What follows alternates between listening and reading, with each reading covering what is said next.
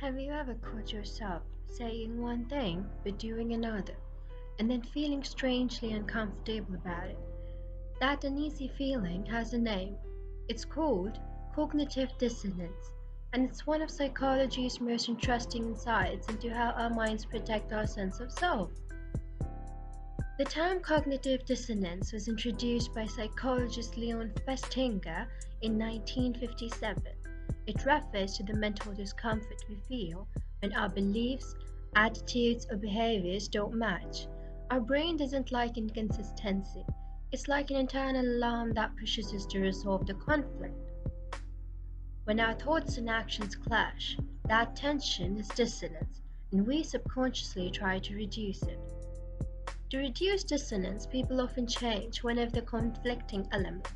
They might change their behavior, like starting to recycle to match their beliefs, or they might change their beliefs, like convincing themselves plastic bottles aren't that bad.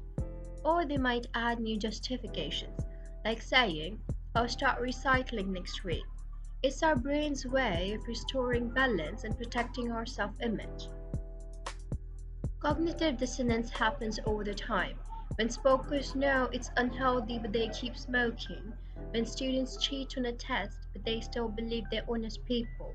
When someone buys an expensive item and then convinces themselves it was worth every penny. We do it because being wrong or inconsistent threatens our identity, and our brain prefers comfort over truth. So the next time you feel that little spark of discomfort after doing something that doesn't match what you believe, pause and notice it. That's cognitive dissonance in action. And understanding it can actually help you grow by aligning your beliefs, your choices, and your actions.